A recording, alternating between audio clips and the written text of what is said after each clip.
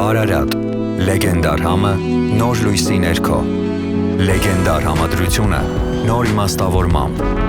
լեգենդար կոնյակը, նոր ընթերցմամբ, Արարատ, լեգենդար համի արդի մարմնավորումը։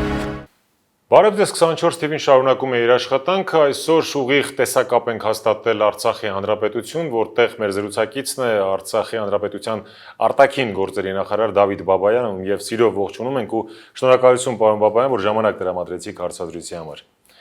Ձեզ շնորհակալություն։ Հետևում եք վստահ եմ իրադարձությունների զարգացմանը, Հայաստանի արդեն մի քանի ուղղություններ են թեժացել, Ադրբեջանը վերջին շրջանում հատկապես ակտիվացրել է սահմանային կրակոցները, որի հետևանքով եւ երաշխիղությամբ զոհ ունեցան եւ կան տարբեր աստիճանի վնասվածք ունեցողներ, տուժածներ։ Ասացեք, խնդրեմ, ինչու բացատրել այս ակտիվությունը եւ ըստ էության ինչ հարց է լուծում Ադրբեջանը։ Միտեղ բզբզալով կներեք այս բառիս համար, մեկ ուրիշտեղ կրակելով։ Որն է գլխավոր թիրախը։ Իհարկե գլխավոր թիրախը հայոց պետականությունն է, իհարկե գլխավոր թիրախը Հայաստանի ներկայիս տարածքն է, Հայաստանի Հանրապետության, ինչը շատ բնական է, այստեղ որևէ տարօրինակ բան չկա, այդպես էլ պիտի լինի, որովհետև նրանք երբևիցե չեն թաքցրել իրենց նպատակները։ Եվ տեսնում եք, մենք քանի անգամ ենք դրա մասին խոսացել, որ ինչպիսի կարևոր դերակատարություն ուներ Արցախը հայոց պետականության համար, որ որպես վահան էր հանդես գալիս, դարեր շարունակ, որպես հայոց պետականության բնորանը, չգիտեմ, գենաֆոնդը պահպանելու մի այսպես կարևոր վայր, չէ՞։ Հիմա այդ վահանը ջարդված է, ոչնչացված չէ, բայց ջարդված է, հետևաբար բացել են այլ ուղղություններ եւս։ Եվ նույնիսկ հիշում եք, խոսել ենք մենք, ձեզ հետ էլ ենք խոսացել, տերմինաբանությունը նույնիսկ այդ ամենը ցույց է տալիս Ադրբեջանի կողմից օգտագործող նույն հակամարտության պարագայում, երբ որ մենք ասում ենք Ադրբեջան-Ղարաբաղյան հակամարտություն, նրանք ասում են հայ-ադրբեջանական։ Իմիջիայլոց դրա մասին Ալիևը ինքն էլ է վերջերս մի քանի օր առաջ ասել, այսինքն այս հակամարտությունը վերջացված չէ, մի ուղղությունն է ըստ Ադրբեջանի, ըստ իրենց պատկերացմամբ համեմատաբար կամ գրեթե լուծված, դա Արցախյան ճակատն է, իրենք կարծում են, թե արդեն ամեն ինչ վերջացված է, որտեղ իհարկե սխալվում են, չարաչար, բայց հարցը դա չի։ Այս պայքարը հայ-ադրբեջանական այս հակամարտությունը արդեն նոր ճակատներ են բացվել, քանի որ հակառակորդը թշնամի ստացել է այլ հնարավորություններ։ Հիմա նրանք մեկնարկել են արդեն այդ Զանգեզուրյան ծրագիրն է սկսել աշխարհաքաղաքական Զանգեզուրյան ճակատն են փաստորեն պաշտոնապես բացել նույն Ալիևը, երբ որ հայտարարեց արևմտյան Զանգեզուրի մասին, միջալյուց հենց որ նրանք ստեղծեցին այդ արևելյան Զանգեզուրյան տնտեսական այսպես կոչված շրջանը, մենք ասեցինք, որ սա առաջին քայլն է, մյուս քայլը լինելու է արևմտյան Զանգեզուրի, այսպես հռչակում, 2 օր հետո դա տեղի ունեցավ, երասխը մի այլ ուղղություն է, ասինքն դեպի Երևան, Արարատյան դաշտավայր եւ այլ, եւ այս ուղղություններով Տաուշը, հիշում եք նույնիսկ նրանք, տեսեք Զանգեզուրյան ճակատում մի կարևոր տերմինաբանություն կամ մի փոքր հատված, դա Զանգեզուրյան այսպես կոչված միջանցքն է, որը նախկինում կոչվում է Մեղրիի ճանապարհ, հետո Մեղրիի միջանցք, հետո նրանք հասկացան, որ չէ, ինչ Մեղրիի միջանցք, Զանգեզուրյան միջանցք, որտեղ կա Զանգեզուրյան աշխարհաքաղաքական ճակատ, արևմտյան Զանգեզուր, ադրբեջանական բնորան, որը օկուպացված է քոչվոր կամ չգիտեմ ինչ որ այլ տեղից ժամանած անհայտ ցակում ունեցող ինչ որ մի ազգի կողմից, որը հայ է իրեն կոչում։ Այդպես են իրենք մեր նկատմամբ, ուրեմն դրանք այդպիսի որակավորումներ են տալիս։ Այսինքն Արցախի շատ բնական է, որ այդպես էլ պետք է լինի դժբախտաբար։ Ախորժակը բացվել է թուրք-ադրբեջանական տանդեմի, եթե կարճ։ Միանշանակ։ Ալիևը շարունակում է հայտարարել, կներեք, որ Արցախի հարցը փակված է, ովքեր այդպես չեն համարում, ոնց են պատկերացնում այդ կոնֆլիկտի լուծումը, չկա Ղարաբաղյան հարց, այն այլևս պատմության գիրկն է անցել, կա այսօր Զանգեզուրի, դուք էլ շատ իրավացիորեն նշեցիք, այ ոնց եք սրան նայում որպես պետական պաշտոնյա, որպես Արցախի Հանրապետության արտգործնախարար, եւ մենք ինչ քայլեր ենք ձեռնարկում սրա դեմն առնելու կամ առնվազն հայտարարությունների մակարդակով, ել չասեմ գործնական քայլերի հակադրվելու ուղղությամբ։ Երեք շատ լուրջ պետք է վերաբերվել այդ ամենին։ Դժբախտաբար կատարվում է այն, ինչ պետք է կատարվի։ Այսինքն շարունակում է հակառակորդը թշնամին ոնց ուզում եք կոչեք, այսինքն սա արդեն երկրորդական է, պետք է հասկանանք ինչ է ուզում, նա իր ճանապարհով ընթանում է։ Եվ ես միշտ ասել եմ, եւս մեկ անգամ ուզում եմ կրկնել, սա ամենաազնիվ թշնամիներն են, երբեք չեն ընթակցել իրենց նպատակները։ Սա է իրենց նպատակը։ Կարելի է դրա դեմ առնել, միանշանակ։ Ինչպես։ Հնարավորություններ կան։ Ուղղակի պետք է ճիշտ աշխատել։ Պետք է պրոֆեսիոնալ մոտեցում, հայրենասեր մոտեցում եւ հանկարծ Աստված մեարացցե վիրտուալ դաշտում մենք հայտնվենք կամ միամիտ կեցված ցուցաբերենք։ Ես չեմ ուզում այլ ինչ որ բաների մասին մտածել, բայց այս երկուսը անգամ կարող են բերել ողբերգության, որովհետեւ իրականությունից կտրվելը կամ իրականությունը ոչ ճիշտ պատկերացնելը, նույնիսկ այլասերված ձևով պատկերացնելը երբևիցե լավ բանի չի բերում։ Լինի դա ուժեղ կողմ, թե թույլ կողմ, իմիջիալոց ձեզ ասել։ Ձեզ համար պարզ է ինչու արդեն վերընտրված իշխանության ղեկավարը Նիկոլ Փաշինյանը Արցախ պատերազմից հետո չի այցելել։ Կարծում եմ, որ պետք է հարցնեք պատկան մարմիններից, ես ինչ պետք է ասեմ, ես չեմ կարող այդ հարցի պատասխանել։ Չեք կարող։ Հայաստանի վերջին ընտրությունների արդյունքներից մեծ առումով ինչ օրակարգ, որ իշխանությունները թելադրում են եւ առաջարկում, գոհ եք որպես Արցախի առանցքային պաշտոնյա։ Գիտեք, մենք երբևիցե չպետք է Արցախը ես միշտ ասել եմ նաև մեր հանդիպումների ժամանակ, պետք է լինի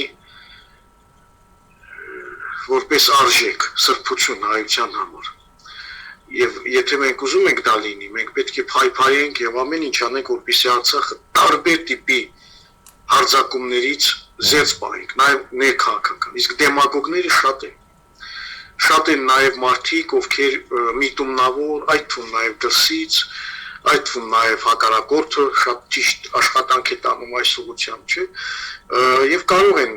անմիջապես սա շահարկել եւ այլն։ Սա որևէ մեկս իրավունք չունի թույլ տալու։ Կյանքը ցույց կտա Հայաստանի Հանրապետության քաղաքացիները իրենց կամքը արտահայտել են։ Հիմա ինչ է լինելու։ Իհարկե յուրաքանչյուր կամ արտահայտություն ունենալու է իր եւ բացասական եւ դրական հետևանքները եւ մարդիկ իրենք են կերտում իրենց ապագան։ Գիտեք, սա շատ բարձ ճշմարտություն է։ Հետևաբար կապրենք կտեսնենք։ Արցախը իհարկե ուզում ենք, որ լավ լինի, ուզում ենք, որ ով չի ուզում, որ Հայաստանի Հանրապետությունը, մայր Հայաստանը բարի գեցիկ կյանքով ապրի, որ անվտանգ լինի։ Հետևաբար տեսնենք ինչ անենք։ Պետք է ամեն ինչ անենք այս ուղղությամբ եւ այս ծանր իրավիճակից կարողանանք դուրս գանք։ Պարոն Բաբայան, նեղված եք Հայաստանի համընդհանուր վերաբերմունքից եւ հասարակական սեկտորը եւ քաղաքական եւ չգիտեմ տարբեր ոլորտների։ Այ մի տեսակ դառնություն եմ զգում ձեր խոսքում։ Կա նման բան, որ ոչ թե անտեսված եք, այլ հավուր պատշաճի ուշադրության չեք արժանանում։ Գիտեք, ես ընդհանրապես էմոցիաները միշտ պետք է մի կողմ դնենք։ Մեր ժողովուրդը յուրահատուկ ժողովուրդ է։ Ունի եւ շատ ուժեղ եւ լավ կողմեր, ունի եւ շատ վատ կողմեր իր բնավորությամբ։ Եվ ամենավատ կողմերից մեկը, որը մեր պետությունը կարող է քանդել, դա հենց այդ երկպարակտությունն է, որը անթույլատրելի է, որպեսզի լինի։ Ես նույնիսկ առաջարկել եմ եւ մնում եմ իմ այն կարծիքին, որ բոլոր նրանք, ովքեր երկպարակտեն ժողովուրդը, հայաստանցի, ղարաբաղցի այդպիսի օրինակ բաներ խոսեն, լինի դա Արցախում, թե Հայաստանում, պետք է պատժվեն քրեականորեն։ Այդ մարդիկ պետք է ենթարկվեն եւ քրեական հետապնդման, եւ հասարակությունը պետք է նրանց մեկուսացնի։ Այլևս ուշադրության կենտրոնում չլինեն, այնպես անեն, որպեսզի այդ մարդիկ իզոլացվեն։ Բարոյական կերպով նրանց ինչ ասեմ, ոչնչացնել։ Վատ բան եմ ասում, բայց այդ տեսակետից պետք է մոտենալ։ Չէ, ասենք ինչ որ երկիշներ կան իրենց դրած, չգիտեմ, ազգային ինչ որ արժեքի տեղ, որոնք ասում են Ղարաբաղցիները թուրք են եւ այլ։ Այդ մարդիկ ընդհանրապես չպետք է ոչ հերոստատեսությամբ Երևան, ոչ մի համերգ տան, որ որևէ մեկը նրանց անունը անգամ լսելուց Մերուժան Արծրունի կերպարը դուրս գա։ Այդ ժամանակ, որտեղ արդեն հնարավոր չէ, պետք է ամեն ինչ անել, որպեսզի այս զզվելի վեկտորները կասեցվեն, իսկ այդ զզվելի վեկտորները դժբախտաբար կան։ Բացի դրանից ժողովուրդը ինքը եւս պետք է հարցը միայն Հայաստանի Հանրապետության հասարակությանը չի վերաբերում, ընդհանրապես հայ ժողովրդի։ Մենք չափազանց մեծ տոկոս ունենք ներհայկական պայքարի։ Ավելի շատ թշնամացած է մեկը մյուսի դեմ, քան թե արտաքին հակառակորդի, չէ, դա էլ է չէ երևում, անզեն աչքով երբեմն։ Իսկ դա անթույլատրելի է, ինչքան էլ որ թեժ չլինի ներքաղաքական պայքարը։ Չի կարող դա ավելի մեծ, այսպես կարևորություն ունենա, քան արտաքին թշնամիների եւ հակառակորդների դեմ պայքարը։ Այս ամենը մենք պետք է կարողանանք փորձենք գոնե մեկ, չեմ ասում վերացնենք, սա դարերից գալիս է, դա շատ դժվար է այդ բնավորությունները, շատ վատ բնավորությունները վերացնել շատ կարճ ժամանակահատված, բայց պետք է աշխատենք այս ուղղությամբ։ Հայաստանի վերաբերում է այդ ընդհանրապես իրավիճակին, Արցախը շատ ծանր վիճակում է։ Այսպիսի ծանր վիճակում հայոց պետականությունը երբեք չի եղել։ Հասկանում եք, ես նորել եմ մի հարցազրույցում ասել, որ այո, 2015 թիվը երևի եղել է ամենամեծ հարվածը մեր ժողովրդին, որովհետև կործանվել է մեր պատմական հայրենիքի մեծ մասը, 1.5 միլիոն հայեր ոչնչացվել են, ցեղասպանության են ենթարկվել, մի այդքանը տարագնային դարձել, բայց այն ժամանակ մենք չունեինք պետականություն։ Եվ պետականության այդ ձգտումը, այդ սուրբ ձգտումը ըմբռնվում էր որպես միակ գրավականը կամ ամենահուսալի գրավականը նման երևույթներից խուսափելու։ Հիմա մեր պետականությունն է հայտնվել այդ ծանր հարվածի տակ։ Այսինքն հարցը արդեն պետականության մեջ է։ Ես չեմ ուզում, որ ամենասարսափելի բանը կատարվի, որ ասեն հայ ժողովրդի ամենամեծ վտանգը բնականon այսպես ապրելու կենսագործունեության իր անկախ պետականությունն է, որ մենք ի վիճակի չենք պետականություն ձևավորել։ Այսա լինելու է սարսափելի հարված, վերջնական հարված։ Չգիտեմ, կամ մի քանի հարյուրամյակ պետք է փակենք այս թեման։ Իսկ սա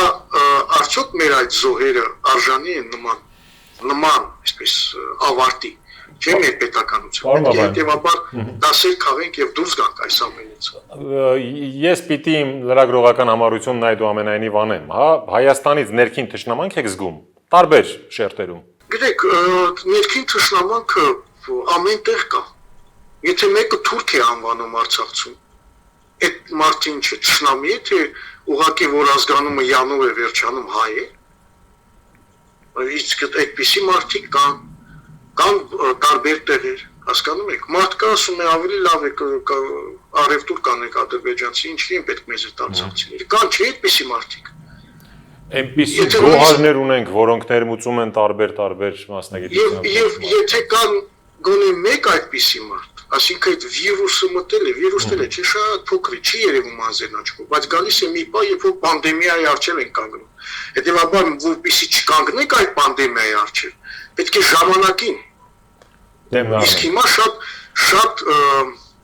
պատմական պահ է, մենք պետք է քայլեր ձեռնարկենք, որպեսզի թույլ չտանք այդպիսի վեկտորներ, որտեղ սա ի վերջո կործանելու է Հայաստանը։ Շատ լավ, մի քանի հարցել ու ավարտենք, ինչպես է Արցախն այսօր ապրում, ռուս խաղաղապահների հետ ինչ համագործակցություն կա, մարդիկ ինչպես են իրենց զգում եւ մի քանի բառ ուղղակի մեր հայրենակիցների մասին, որ պատկերացում ունենանք, թե ինչ կենսակերպ եք վարում։ Իրեք Արցախը ապաքինվում է այս ծանր հարվածներից, մեծ ծրագրեր են իրականացվում պետության կողմից սոցիալ-տնտեսական, այսպես ասած, վերականգնողական ծրագրեր, տարբեր ոլորտներում, տներ են կառուցվում, բնակարաններ, չոր գյուղատնտեսության ոլորտում տարբեր ծրագրեր են իրականացվում, որպեսզի մարդիկ այն բոլոր փախստականները եւ տեղահանվածները, որոնք ունեն գոնե, ունենան տուն, տեղ, հետագայում կսկսվի նաեւ տնտեսական տարբեր, այսպես մեծածավալ ծրագրերի եւ ապագա ապագային ուղղված ծրագրերի իրականացում։ Իհարկե այս ամենը մեծապես կախված է իրավիճակից եւ ապագայից։ Ռուս խաղաղապահները այս պահի դրությամբ եւ կարծում եմ տեսանելի ապագայում լինելու են կայունության եւ խաղաղության եւ անվտանգության ապահովման եւ առանցքային գրավական այստեղ։ Հետևաբար նորմալ հարաբերություններ է հիմա եւ կարծում եմ այդպես էլ պետք է լինի եւ այստեղ եւս շատ այսպես նոր պետք է մոտենանք։ Մենք հիմա տեսնում ենք տարբեր մարդիկ ինչպիսի պիտակավորումներ են տալիս, հասկանում եք, ուրիշ տեղ ապրելով, լավ հասկացանք այդ հայկական անունների տակ, եթե 100 հոգի ինչ-որ պիտակավորում են հայ-ռուսական եղբայրական հարաբերությունները, մի 70%-ը, ասենք թուրք-ադրբեջանական այսպես օկտատերեր են, բայց կան չէ հայեր, ովքեր իրենց հայրենասերի տեղ դրած, չգիտեմ ինչ որ բաներ են խոսում, չհասկանալով իրավիճակը, եւ իրենց այդ, չգիտեմ, ոչ նորմալ կամ աննորմալ կեցվածքով չեն հասկանում, որ վտանգում են նաեւ Արցախի ապագան, որ հայրենասիրությունը կենացներ ասելով եւ դատարկ-մատարկ խոսելով չէ, չափվում։ Եկեք այստեղ ապրեք եւ տեսեք ինչ վիճակում եք։ Նոր կհասկանաք ինչ վիճակում եք եւ ինչ քայլեր պետք է ձեռնարկենք։ Հետևաբար սա շատ պատասխանատու պահ է։ Ամեն մեկը պիտի իր գործով զբաղվի։ Ամեն մի, չգիտեմ, կիսախելագար չպետք է իրան դնի քաղաքագետի կամ աշխարհակաղակագետի տեղը եւ ինչ որ որակավորումներ տալ եւ եզրակացություններ անել, որ ընդհանրապես իրականության հետ կապ չունի։ Ես ասում եմ իդեալական բաներ, իհարկե կան այդպիսի մարդիկ եւ լինելու են, բայց պետք է քայլեր ձեռնարկել, չէ՞ որ այնպես անենք, որպեսզի մեր քաղաքականությանը, մեր պետականաշինությանը, Արցախի վերականգնման այս ծանր իրավիճակից դուրս գալու նման, այսպես անհեթեթությունները եւ նման այսպես պրովոկատորները որևէ բացասական այսպես ազդեցություն չունենա։ Վերջին կամ գուցե նախավերջին հարցս Արցախի հարց այսօր ինչ ֆորմատում է Արցախի հարցը գտնվում, ով է զբաղվում Արցախի հարցով, կա որպես այդպեսին բացի ներհայաստանյան շրջանակներից ընկալում արտաքին աշխարհի համար Արցախի հակամարտություն եւ ինչ է սպասվում Արցախի ապագային։ Արցախի հարցը կա եւ այն ընդգրկված է գլոբալ աշխարհակաղակականության օրակարգում։ Սա ակնհայտ է։ Քանի կա Արցախը հայկական կապ չունի, այսքան նույնիսկ փոքր մասնատված, վիրավորված, որը գտնվում է իսկապես վերակենդանացման բաժանմունքում եւ սոցիալ-տնտեսական եւ բարոյահոգեբանական եւ աշխարհակաղակական առումներով, բայց այն կա, եթե կա, ուրեմն հնարավորություն կա վերականգնվելու։ Դրա համար ուրեմն պետք է այս ամենը իհարկե մենք հաշվի առնենք եւ ըստ այդմ նաեւ շարժվենք առաջ։ Հնարավորություն կա, իսկապես հնարավորություն կա ապաքինվելու։ Ամեն ինչ կախված է մեզանից։ Ինչպիսի մենք ենք քաղաքականություն վարում, ինչպիսի քայլեր ենք ձեռնարկում։ Պատրաստ ենք, պատրաստ չենք այսպիսի առաքելություն իրականացնելու։ Դրա համար ինչ է պետք։ Դրա համար պետք է որպեսզի մենք ունենանք իսկապես արժանապատվություն, ունենանք պրոֆեսիոնալիզմ եւ հայրենասիրություն։ Հասկանում եք, արժանապատվությունը շատ կարեւոր է։ Բոլորը պետք է իմանան, այդ տեսեք, հասարակ բան եմ ասում, որ մենք Արցախը երբեք չի լինելու Ադրբեջանի կազմում, որևէ տարբերակով։ Եթե որևէ մեկը փորձի դա ներկայացնի որպես այսպես լուծման տարբերակ, ուրեմն երկու ելք կա, կամ նոր պատերազմ, կամ Արցախայությունը պարզապես մեր գենոֆոնդը փրկելու համար պետք է դուրս գանք։ Ազգովի արժանապատվություն, այսինքն որևէ մեկը չպետք է մտածի, որ դե Ադրբեջանում միգուցե լույսի եւ գազի համար փող չենք տալու,